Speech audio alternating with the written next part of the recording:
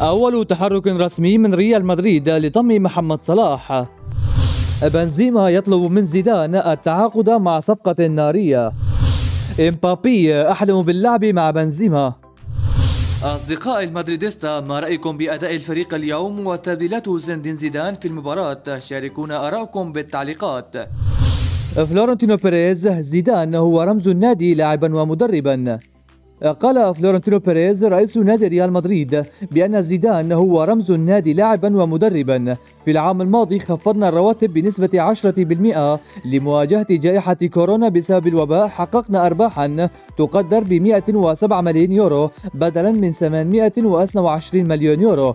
وعن الملعب الجديد قال بيريز: برنابيو الجديد سيصبح الملعب الأفضل في العالم في القرن ال21. نريد الانتهاء منه في 2022. وتابع: ميزانية نادي قدرها 617 مليون يورو.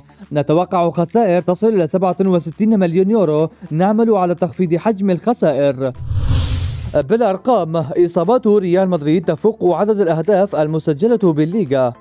على الرغم من تخلص زين الدين زيدان مدرب نادي ريال مدريد من صداع الإصابات بالفريق، إلا أن النادي الملكي هو الفريق الأكثر عرضة للإصابات في الليغا هذا الموسم. وتعرض لاعبو نادي ريال مدريد للإصابات في 23 مرة، وهو أكثر من عدد الأهداف التي سجلها الفريق بواقع 22 هدف. سويسيداد يريد استعارة أوديغارد مرة أخرى. وفقا لصحيفة آس الإسبانية، فإن نادي ريال سوسيداد الباسكي يريد التعاقد مع لاعب ريال مدريد مارتن أوديغارد على سبيل الإعارة مرة أخرى، حيث يريد النادي الباسكي الاستفادة من إمكانياته وتقوية فريقهم. بنزيما يطلب من زيدان التعاقد مع صفقة نارية. طلب الفرنسي كريم بنزيما لاعب ريال مدريد من مدربه زين الدين زيدان التعاقد مع صفقة نارية خلال فترة الانتقالات الصيف المقبل. وأشار التقارير حسب الدون بالون أن بنزيما نصح زيدان بالتعاقد مع بنيامين بافارد الظهير الأيمن لفريق بايرن ميونخ الألماني. ويعاني زيدان من خلل في الجبهة اليمنى الدفاعية خلال هذا الموسم في ظل الإصابات المتكررة لثنائي داني كارفاخال وناتشو فرنانديز، بالإضافة إلى اقتراب رحيل لوكاس فاسكيز بنهاية الموسم. ومن جهته خرج بافارد من حسابات المدرب هانز فليك الذي يعتمد بشكل كبير على خدمات جواوشو كيميتش هذا الموسم. عوار يمنح ريال مدريد أفضلية عن أرسنال.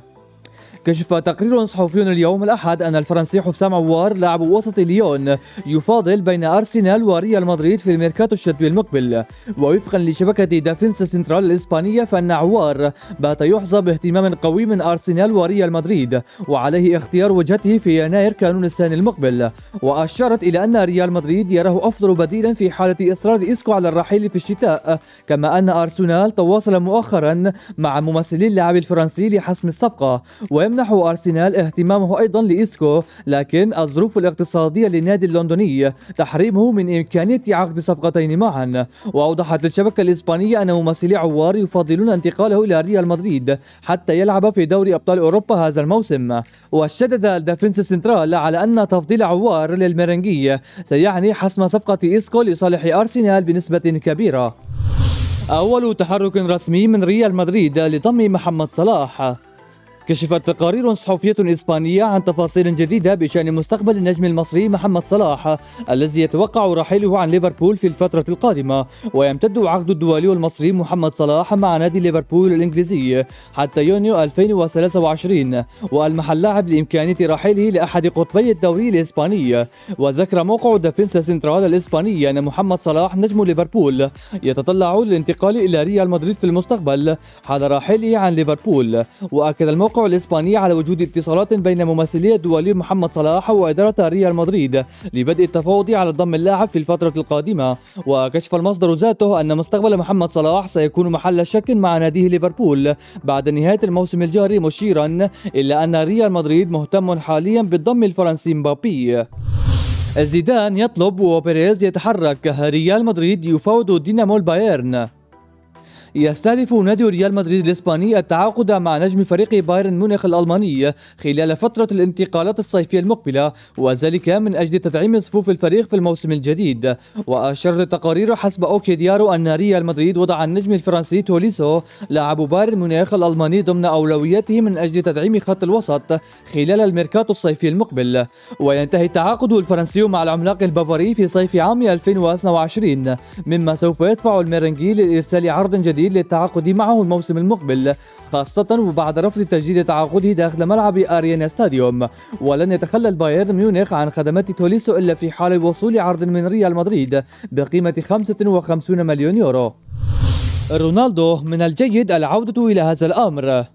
أبدى نجم فريق يوفنتوس البرتغالي كريستيانو رونالدو سعادته بالفوز الذي حققه الفريق أمس على بارما بنتيجة 4-0 في الجولة ال13 من الدوري الإيطالي. ونشر رونالدو عدة صور من المباراة عبر حسابه الرسمي على تويتر وكتب: من الجيد العودة إلى الانتصارات ويسعدني مساعدة الفريق على الفوز بهدفين.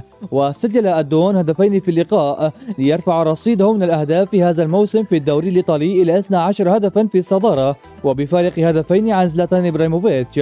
ويحتل يوفنتوس المركز الثاني في سلم الترتيب العام برصيد 27 نقطة وبفارق 4 نقاط عن المتصدر ميلان. إمبابي: أحلم باللعب مع بنزيما. تحدث الفرنسي كيليان إمبابي لاعب باريس سان جيرمان عن اللعب بجانب كريم بنزيما مهاجم ريال مدريد.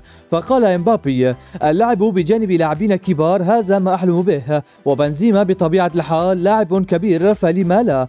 حديث إمبابي سيسير الأجواء الفترة المقبلة، حيث أن الكثير سيعتبره تلميحا للانضمام لريال مدريد الصيف المقبل. أرقام خجولة لميليتاو مع ريال مدريد.